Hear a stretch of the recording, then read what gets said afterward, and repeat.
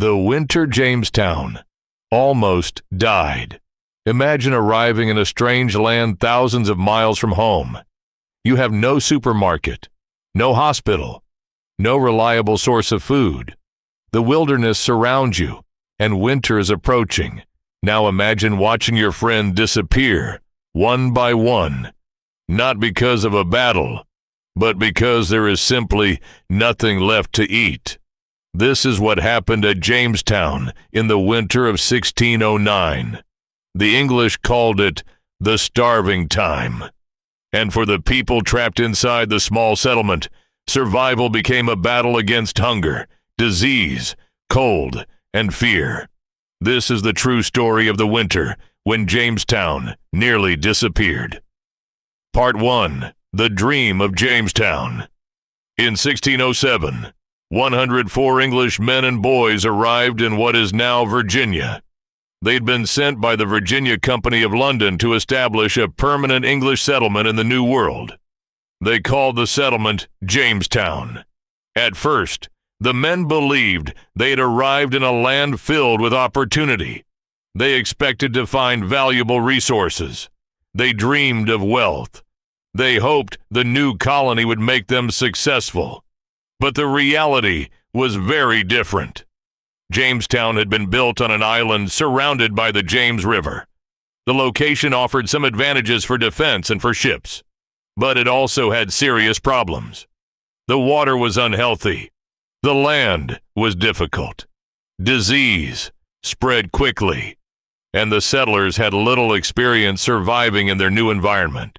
Within months, many of the original settlers were already dead. The survivors struggled to find enough food. Then came another problem. Their relationship with the Powhatan people became increasingly complicated. The English needed food. The indigenous communities already living in the region had their own people to feed. Trade sometimes provided the settlers with desperately needed supplies, but relations also became increasingly hostile. By 1609, the situation was becoming dangerous. And then, the weather turned against them. Part 2. The Winter of 1609. The year 1609 brought drought and food shortages. At the same time, tensions between the English and the Powhatan people increased. The Powhatan leader, Wahunsenakau, better known to the English as Chief Powhatan, moved toward a policy of cutting the colonists off from supplies. The English settlement became increasingly isolated. The settlers were afraid to travel far from the fort. Outside the walls was a dangerous landscape. Inside the walls was hunger. And the situation became worse after Captain John Smith left Virginia following a serious injury. Smith had previously enforced strict rules designed to make the settlers work and produce food. Without his leadership, the colony struggled badly. By the autumn of 1609, additional settlers had arrived. But instead of solving the problem, the larger population meant even more mouths to feed. The colony was running out of food. Then, winter arrived. Part 3. The starving time inside Jamestown. Food became increasingly scarce. The settlers ate whatever they could find. Historical accounts describe them consuming horses, dogs, cats, rats, mice, snakes, and other animals. Archaeological evidence discovered centuries later has also revealed animal remains from this desperate period. The settlers were not simply hungry. They were starving. Disease spread through the weakened population. The cold made everything harder, and leaving the fort could be deadly. Powhatan forces controlled much of the surrounding region. Colonists who ventured outside could be attacked. So, the settlers became trapped. Inside the fort, they were starving. Outside the fort, they faced danger. There was nowhere safe to go. According to the National Park Service, somewhere around 80 to 90% of the settlers died during this terrible period. The colony that had once represented English ambition in America was suddenly close to extinction. But the worst stories from this winter came from the accounts written by survivors.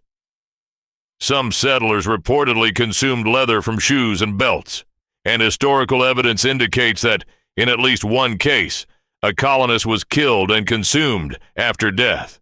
This was no longer a normal struggle for survival. It had become something much darker. Part 4.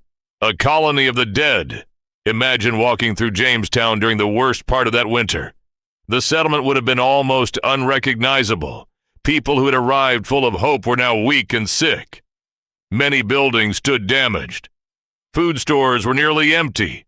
Bodies were being buried. And every day brought the possibility that another person would die. The survivors were surrounded by evidence of failure. The dream of building a permanent English settlement in America was hanging by a thread. Yet somehow, some people continued to survive. They found whatever food remained. They searched for anything that could keep them alive. And they waited. They waited for help. They waited for spring. Most of all, they waited for ships. But they didn't know when or whether those ships would come. There was one extraordinary twist. A fleet carrying settlers and supplies had sailed toward Virginia. But one of the ships was caught in a hurricane. The ship was driven toward Bermuda. The people aboard survived the disaster and spent months there. Eventually, they built new vessels and continued toward Virginia. In May 1610, Sir Thomas Gates and the survivors from Bermuda finally reached Jamestown. What they found shocked them. The settlement was in terrible condition. The fort had fallen into disrepair. The gates were off their hinges. Food was almost completely gone. And only a fraction of the original settlers remained alive. Gates realized the situation was nearly hopeless. The decision was made. Jamestown would be abandoned. The survivors prepared to leave. After years of hardship, the English settlement appeared to be finished. They boarded their vessels. They began sailing away. For the survivors, it must have felt like the end of a terrible chapter. But then, something unexpected happened. As the ships were leaving Virginia, they received news that another English fleet was approaching. A new governor was coming. His name was Thomas West, Lord de la Warr, and he was bringing supplies and reinforcements. The decision was reversed. The ships turned around. Jamestown would not be abandoned. The settlement had survived its darkest moment. But survival did not mean the suffering was over. The new leaders imposed strict rules. Discipline became extremely important. The colonists were forced to work harder. They planted crops. They rebuilt. They reorganized the settlement. Slowly, Jamestown began to recover. The colony that had nearly died during the winter of 1609 to 1610 would continue to exist, and its survival would have enormous consequences for American history. Today, Jamestown is remembered as the first permanent English settlement in Virginia, but its early history was not a simple story of success. It was a story of survival. The people who lived through the starving time experienced conditions that are difficult for us to imagine today. They faced hunger, disease, conflict, isolation, and an environment they barely understood. And their survival came at an enormous human cost. The story also reminds us that the history of Jamestown cannot be told only from the perspective of the English settlers. The land was already home to indigenous peoples, particularly the Powhatan communities. The relationship between the newcomers and the indigenous population included trade, diplomacy, cooperation, conflict, and eventually, war. The starving time was therefore not simply a story about hunger. It was part of a much larger struggle over land, resources, power, and survival. ending. In the winter of 1609, Jamestown was close to disappearing. Hundreds had come to Virginia. Most would not survive those early years. By the spring of 1610, the settlement seemed finished. Its survivors were preparing to leave, but at the last possible moment, help arrived. The ships turned around. Jamestown survived, and that small, struggling settlement would eventually become one of the most important places in the history of the United States.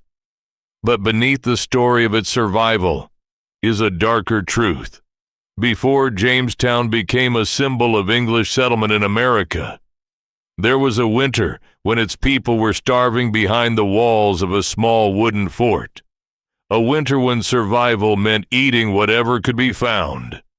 A winter when death became an everyday part of life. And a winter that proved something simple but unforgettable. Sometimes, the greatest battles in history are not fought with weapons. Sometimes, they are fought simply to stay alive. This was the starving time. And this is the true story of the winter Jamestown almost died.